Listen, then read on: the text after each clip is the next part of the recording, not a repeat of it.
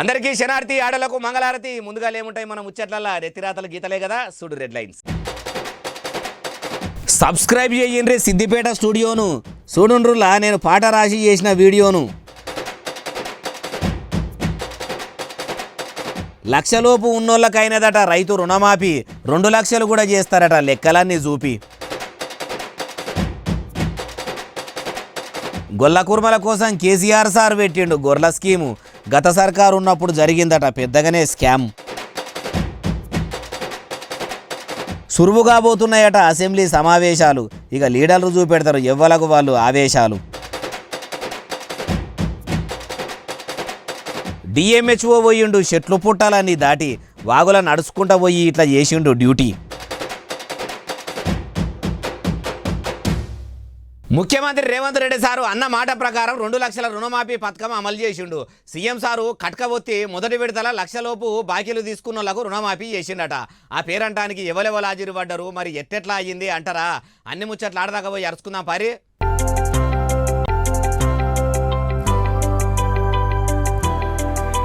అగో సీఎం రేవంత్ రెడ్డి సార్కు వ్యవసాయ మంత్రి తుమ్మల నాగేశ్వరరావు సారు కండువా కప్పి స్వాగతం పలికిండు.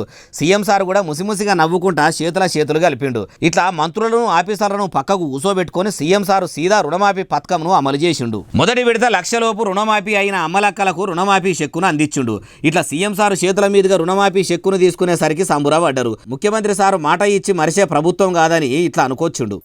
ఇవాళ ఈ దేశంలో ఉండే కోట్లాది మంది రైతులకు, రాజకీయ పార్టీలకు తెలంగాణ మోడల్ ఆదర్శంగా నిలబడబోతుంది. ఇన్నరా సీఎం సార్ ఏమంటున్నాడో ఇంకా మస్తుగా నడినుండ్రి.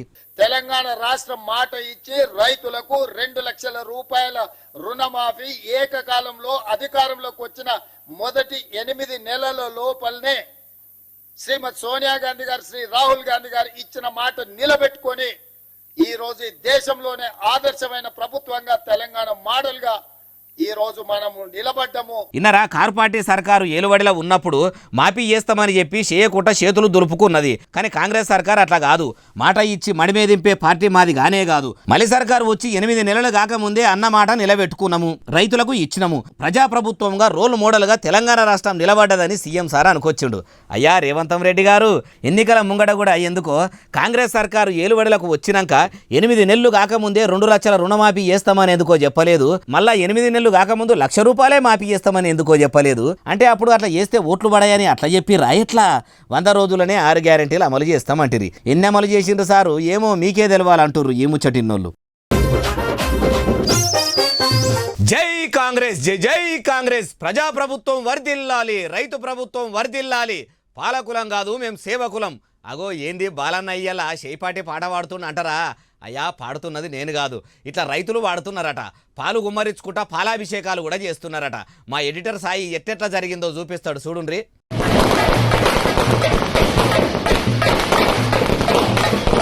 గాంధీ భవన్ కాడ పటాకులు కాల్చి కాంగ్రెస్ నాయకులు జోరుగా సంబరాలు చేసుకురు. కాంగ్రెస్ అంటేనే మాట తప్పే పార్టీ కాదని, ఇచ్చిన మాటకు కట్టుబడి ఉండేది మా షెయి పార్టీ అని లీడర్లు ఇట్లా పెద్దెత్తున 3 రంగుల జెండాలు పట్టుకొని సంబురాల్లో మునిగిపోయిండ్రు. అట్లనే రైతులు కూడా సంబరాలు చేసుకుర్రట. అది కూడా చూడుండ్రి. జై రైతన్న, జై రైతన్న, జై రైతన్న, జై రైతన్న, జై రైతన్న, రైతు ప్రభుత్వం. జనగామ జిల్లా దేవరుప్పుల మండలంలో వీళ్ళంతా రైతులట. ఇట్లా పొలంలో నాగలి కట్టి జోడెడ్లను ముంగట నిలబెట్టి సీఎం రేవంత్ రెడ్డి సారు ఫ్లెక్సీకి పాలాభిషేకం చేసిరు. జై రైతన్న, జై జై రైతన్న, రైతు ప్రభుత్వం వర్ధిల్లాలి అనుకుంటా సంబురాలు చేసుకుర్రు. ఉస్మానియా యూనివర్సిటీలో కూడా విద్యార్థి నాయకులు అభిషేకాలు చేసిరు. అది కూడా ఓ పారి చూడుండ్రి.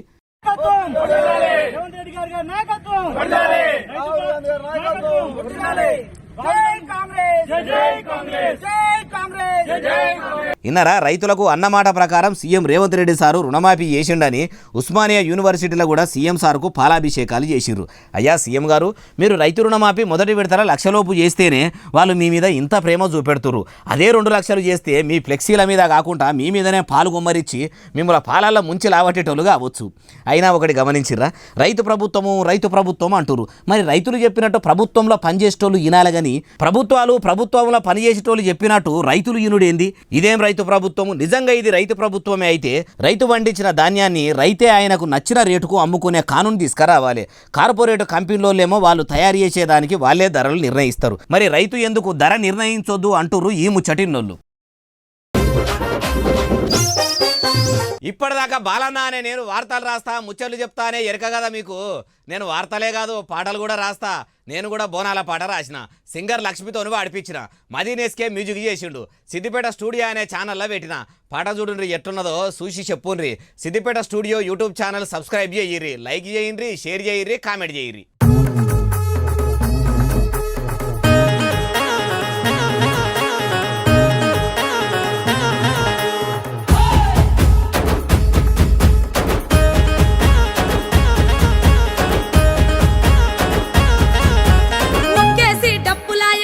శివ సత్తులాయ బోనాల పండగాయ ఊరంతా నిండిపాయ కళ్ళు సాక ఓసుడాయ బెల్లం సాక వెట్టుడాయ అక్కి పొగల తల్లులాయ గుక్కిలాలు ఏసుడాయ ఎల్లమ్మ తల్లాయ ఎలకోటి పూజలాయ పోషమ్మ తల్లాయ పొరుగుదండాలెట్టుడాయ పోతరాజు సింధులాయ పలికే కలిమందిలాయ శివుని చిన్న బిడ్డలాయ శివ సత్తుల శిగాలాయ.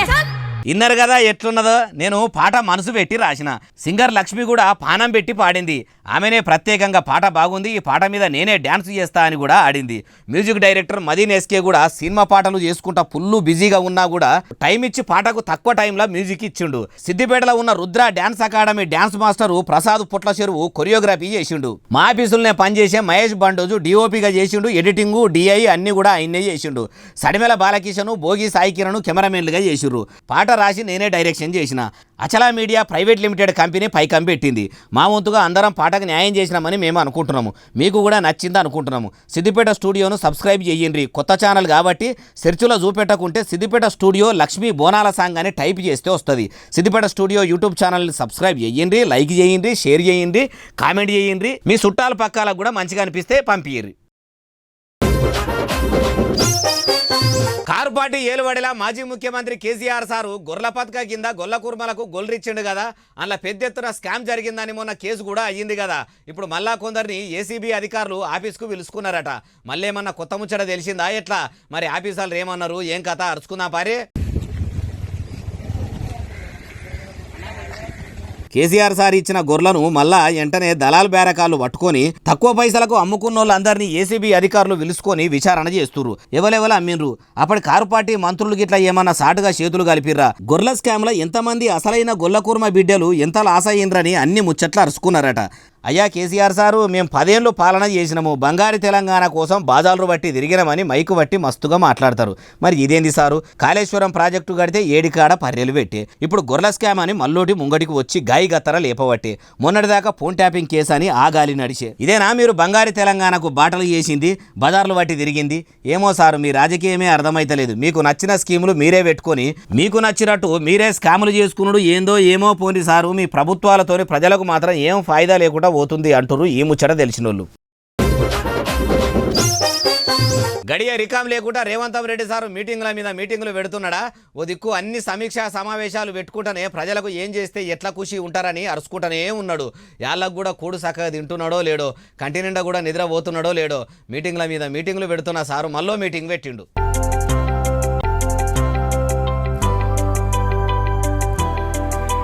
ఇన్నొద్దుల సంధి ఎన్నికల్లో బిజీగా ఉన్నాము. ఇప్పుడు కారు పార్టీని ఖాళీ చేసే పనిలో ఉన్నాం కాబట్టి ఇప్పటి సంధి అట్లా కాకుండా కొడంగల్ నియోజకవర్గం మీద కూడా ఓ కన్ను పెడదామని ఆఫీసర్లందరినీ పిలుచుకొని మీటింగ్ పెట్టిండా. ఎట్లా నారాయణపేట కొడంగల్ ఎత్తిపోతల పథకం పనులు ఎట్టెట్లా అవుతున్నాయి, ఏం కథ అని అన్ని ముచ్చట్లు తెలుసుకున్నాడట. ఆఫీసర్లు కూడా అట్లనే నడుస్తున్నాయి సార్ అని చెప్పిర్రు కావచ్చు. ఇప్పటి సంధి అట్లా కాదు, మీరు 4 దినాలు ఇంటికి పోకున్నా సరే గానీ ఆడనే ఉండి పనులు పరుగులు పెట్టేటట్టు చెయ్యాలి. చూస్తుండగా రోజులు గడుస్తున్నాయి కాబట్టి మీరు బిరబిర పనులు చేస్తే మా నియోజకవర్గంలో మా పతార పోకుండా ఉంటుందని అధికారులతోనే అనొచ్చు. సారు, మీరు అంత మంచిగా చెప్పినాక మేము ఊకుంటామా? సీఎం సారు ఇలాకా అంటే ఎట్లుంటుందో చూపిస్తాం అన్నారు కావచ్చు. అయ్యా ముఖ్యమంత్రి గారు, తమరు ఒక కొడంగల్కే ముఖ్యమంత్రి కాదు, తెలంగాణలో ఉన్న అన్ని నియోజకవర్గాలకు సీఎం కాబట్టి మీ నియోజకవర్గాన్ని ఎట్టెట్లా ప్రగతిలో పరుగులు పెట్టిస్తారో తతిమ నియోజకవర్గాలను కూడా అట్లనే పరుగులు పెట్టిస్తారా అంటే మీ కృషికి సంపూర్ణ న్యాయం చేసిన వాళ్ళు అవుతారు అంటూరు ఈ ముచ్చటిన్నోళ్ళు. కాంగ్రెస్ కాంగ్రెస్ పార్టీ లీడర్లు కొందరు పెద్ద కయ్యం పెట్టుకుంటున్నారట. కయ్యం అంటే మామూలు కయ్యం కాదు, వాళ్ళ చేతుల్లో గుత్పకట్టెలు ఉంటే మాత్రము వేసుకున్నాకనే మాట్లాడతామన్న రేంజ్లో పంచాయతీ పెట్టుకుంటున్నారట. ఓ దిక్కు పాలాభిషేకాల్లో మునిగి తేలుతుంటే కయ్యం ఎడ పెట్టుకుంటురే బాలన్న అంటారా? చూడండి మీరే.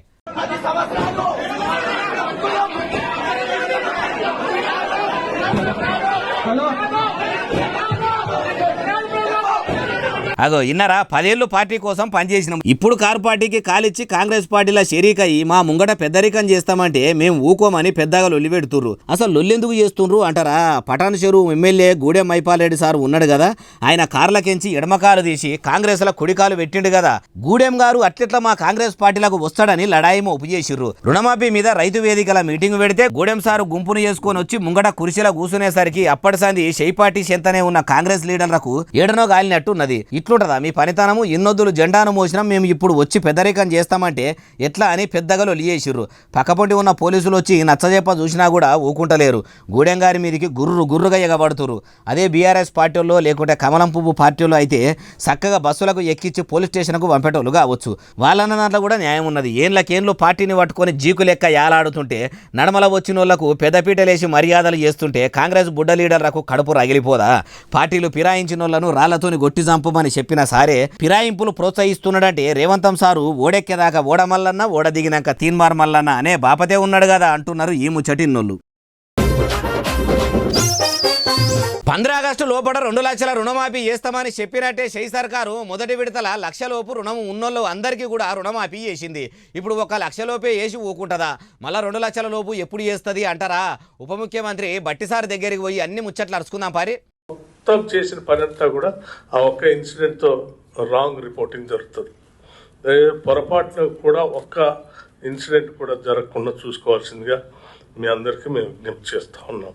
ఇన్నరా, బ్యాంక్ ఆఫీసర్లు కూడా ఎక్కడ కూడా ఏ రైతుకు ఇబ్బంది రాకుండా చూసుకోవాలి. ఇప్పుడు బట్టగాల్సి మీద వేసి బదనాం చేద్దామని మస్తు మంది చూస్తున్నారు కాబట్టి ఎసొంటి తక్లీఫ్ కూడా రావద్దు.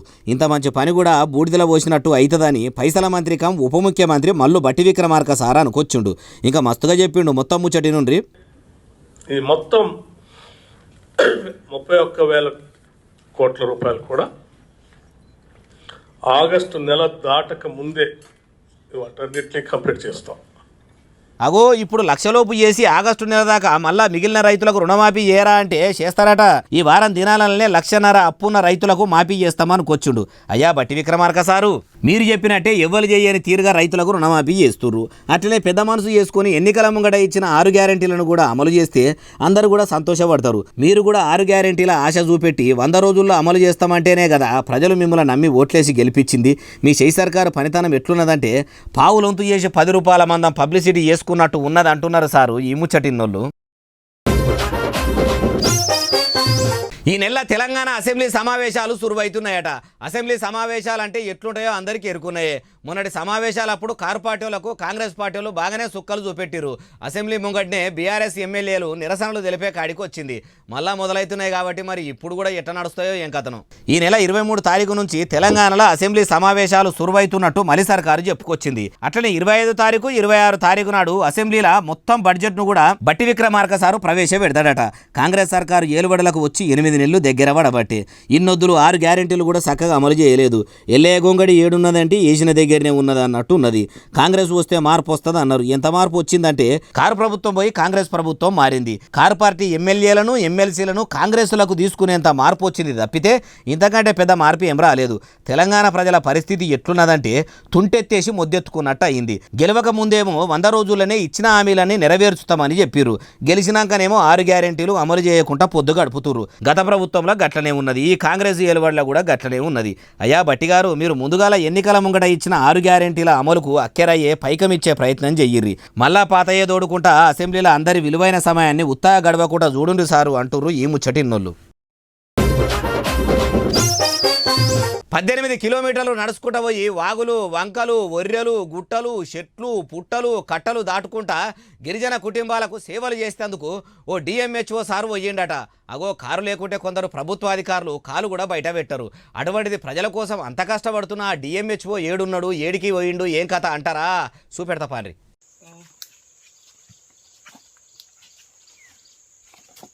అగో జబ్బకు కర్రె బ్యాగ్ వేసుకొని అంగీలాగేసుకొని పోతున్న ఈ సారు పేరు అప్పయ్య. ములుగు జిల్లా డిహెచ్ఎంఓ నాట. సారు ఇట్లా 18 కిలోమీటర్లు నడి అడవిల 4 గుట్టలు 3 వాగులు దాటి గుట్ట మీదున్న గిరిజనులకు వైద్యం చేస్తేందుకు పోతుండట. అగో చూడండి ఎట్లా తిప్పలు పడుతుండో. అంత పెద్ద వాగును దాటాలంటే ఉత్తగానే అవుతుందా? చీరలు శాతాడు లెక్క చేసుకొని చేతుల చేయిలేసుకొని అంగి కూడా చెప్పి బ్యాగులో పెట్టుకొని బూట్లు చేతుల పట్టుకొని ప్రజల కోసం ఇట్లా వాగులా దిగిండు. వాన పడుతున్నా కూడా ఆదివాసీలను చేరుకోవాలని సారి ఇట్లా పోతుంటే అడవి బిడ్డ సీతక్కను చూసినట్టే అనిపిస్తున్నది కదా. కానీ అప్పయ్య సార్ అసోటి ఆఫీసర్లు అంతటా కూడా ఉంటే ఏ పల్లెలో కూడా ఏ బాధలు ఉండయి. అంత తిప్పలు పడి వచ్చి సారు గిరిజనుల పానాలు ఎట్లున్నాయని అరుచుకుంటూ అంత దూరం పోయిన సార్ను మాట్లాడేయకుంటే ఎట్లుంటది మాట్లాడిద్దాం. అప్పయ్య సారు, మీకు తెలుసు గత రాష్ట్రం జిల్లా ఏర్పడినప్పటి నుండి వైద్య ఆరోగ్య శాఖ పెనుగోలు గ్రామం దాదాపు 15 నుండి 18 కిలోమీటర్లు 2 దారులు కలుపుకొని మా వైద్య సిబ్బంది ఏ విధంగా సేవలు అందిస్తున్నారు వాళ్ళ కష్టాన్ని తెలుసుకోవడానికి నేనే స్వయంగా కూడా ఈరోజు వాళ్ళతో వెళ్ళడం జరిగింది. ఇన్నరా ఇన్నొద్దులు వైద్య సిబ్బంది 18 కిలోమీటర్లు వచ్చి గిరిజనులకు సేవలు చేసిరట. అన్ని సౌలతులు మంచిగానే ఉన్నాయని అరుచుకునేందుకు ఇట్లా వచ్చిండట. ఇంకా చెప్తుండే ఇనుండ్రి. కానీ దాదాపుగా వాగు దాటేటప్పుడు మాత్రం ప్రాణ సంకటాన్ని తెలిసి వచ్చింది. నిన్న దట్టు వర్షం కూడా పడింది, 2 చోట్ల మునగడం కూడా జరిగింది, బట్టలన్నీ తడిచినాయి. అయినప్పటికీ వాళ్ళకు వాళ్ళ జీవన స్థితిగతులను తెలుసుకొని వాళ్ళకు ఆరోగ్య సూత్రాల పట్ల అనారోగ్యం కాకుండా ఏ విధంగా ఉండాలనే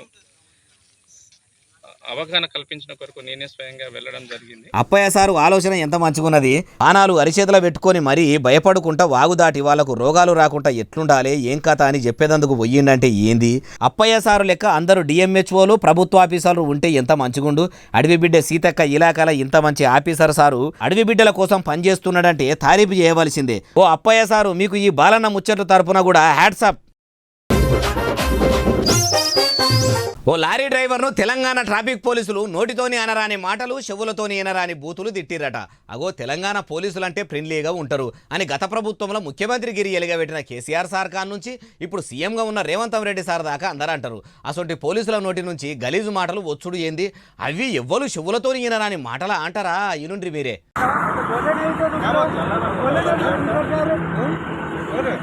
अरे इसको गाड़ी में लेके अपने एयर को भिजा दो। क्या कौन सा देश है? माँ के कहीं क्या लोड़े हाथ में लगा था जोरी के लोड़े तेरी जनती की तेरी माँ की छोड़ दे माँ के लोड़े. అగో మరి లారీ కావాలనే ఆడ ఆపిండో ఏమో కానీ దగ్గరికి పిలుచుకొని ఇట్లా రోడ్ల మీద లారీలను పెట్టొద్దు, రాను పోను తిప్పలవుతుందని పద్ధతిగా చెప్తే అయిపోతుంది కదా సారు. మీ నోటికి ఏదొస్తే అది అవ్వను ఆలిని ఇడిచిపెట్టకుండా అంత పెద్ద మాటలంటే ఎట్లా? అయినా ఫ్రెండ్లీ పోలీసులం అంటారు, అంత గలీజ్గా తిట్టుడేది సారు. మాటలు అనుకుంటా మీదికెళ్ళి కొట్టబడితిరి. అయినా ఈ లారీలోళ్లకు కూడా మెయిన్ రోడ్ల మీద ఏడ లారీలు ఆపాలనో ఆడ కావాల్సినంత పార్కింగ్ తాగుంటుంది.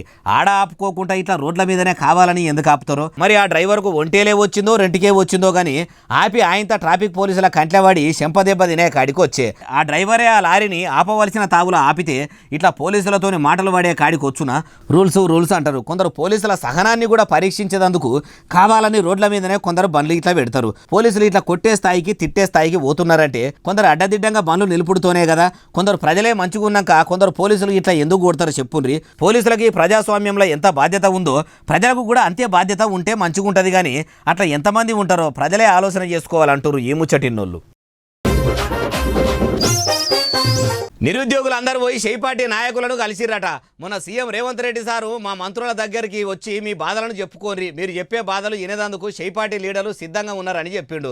అందుకే పోయి కలిసిరా. ఎవరెవరిని కలిసిర్రు ఏమన్నారో అరుచుకుందాం పారి. అగో MLC Balmuri Venkata sir, MP Chamala Kiran Reddy sir ఇంకా కాంగ్రెస్ నాయకులతోని నిరుద్యోగులు మాట్లాడినట్టున్నారు కదా. 10 దినాల సంది నిరుద్యోగులు రోడ్లెక్కి గ్రూప్ 2 గ్రూప్ 3 నోటిఫికేషన్ ఆపేసి కొత్త నోటిఫికేషన్ ఇవ్వాలని డిమాండ్ చేసిర్రు. అట్లనే డిఎస్సి పరీక్షను కూడా వాయిదా వేయాలని నోరు నొచ్చేటట్టు వర్రిర్రు. ఈడ కాంగ్రెస్ నాయకులను కలిసినాక కూడా అదే తారీఖుల వాళ్ళ బాధలని చెప్పినట్టే ఉండ్రు. మరి కాంగ్రెస్ నాయకులు ఏమన్నారు ఏం కథ అంటే బల్మూరి సార్ చెప్తుండు ఈనుండ్రి. స్టూడెంట్స్ కోరుకునేది అయ్యే ఒక ప్రయత్నం తప్పనిసరిగా చేయడానికి ఈరోజు ఏదైతే టూరిజం ప్లాసాలో స్టూడెంట్స్ రిప్రజెంటేటివ్స్ ఎవరైతే ఉన్నారో ఎవరైతే మాట్లాడే ఈ ఇష్యూస్ పైన మాట్లాడుతున్నారో వాళ్ళందరినీ కూడా పిలిచి మాట్లాడడం జరిగింది. 100% ప్రభుత్వం ఇంటికి వెళ్ళి వారు కోరుకునే విధంగా సానుకూల ప్రకటన వచ్చే ఒక ప్రయత్నం కూడా మేము చేస్తాం. నిరుద్యోగుల తరపున వచ్చిన నాయకులు చెప్పిన అన్ని ముచ్చట్లు ఇన్నాము. అవన్నీ తీసుకుపోయి మళ్ళీ ముఖ్యమంత్రి రేవంత్ రెడ్డి సారు చెవులో వేస్తాము. ఇన్నొద్దులు నిరుద్యోగులు ఏం కావాలని కొట్లాడిరో అవన్నీ చేసేటట్టు చేస్తామని ఎమ్మెల్సీ బల్మూరి వెంకట సార్ అనుకొచ్చిండు. అయ్యా వెంకట సారు, మీరు నిరుద్యోగుల తరపున నిలబడతారని ఎమ్మెల్సీని చేసిరు. మరి ఇన్ని దినాలు ఎటు పోయినరో గానీ ఇప్పుడు మీటింగ్కు హాజరు పడ్డరు. తప్పకుండా నిరుద్యోగుల రందులు వాపితే మట్టుకు మీకు మంచి పతారం ఉంటుంది. లేకుంటే అందరు లీడర్ల లెక్కనే వెంకట సార్ కూడా అని అందరూ అనుకుంటారు కావచ్చు అంటున్నారు ఈ ముచ్చట ఇన్నోళ్ళు. వాగులు వంకలు అలుగు దుంకుతున్నాయట. కైకిలి పోయిన వాళ్ళ ఆటో వాగు నడమల వరదల్లా చిక్కుకున్నదట. అవతలి గడ్డకు యువతలి గడ్డకు ఓ రాకుండా పెద్దెత్తున వాగొస్తున్నదట. మరి ఎట్లా వాళ్ళని కాపాడిర్రా? ఆ సర్కార్ అక్కడ ఉన్నది ఏమైనా చర్యలు తీసుకుంటున్నదా ఏమో. మరి ఆడదాకా పోయి పరిస్థితి ఎట్లున్నది ఏం కథ అన్ని అరుచుకుందాం పారి.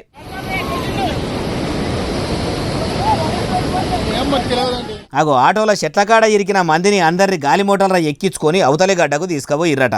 నిన్న మొన్నటి సంది వానలు దంచి కొడుతుండేసరికి ఇట్లా వేలేరుపాడు మండలం నారాయణపురం కట్టమైసమ్మ గుడికాడ వాగుల వరదలు పెద్దెత్తున పోతున్నాయట. పనికి పోయి వరదల నడమల ఇట్లా ఇరికిపోయిర్రట.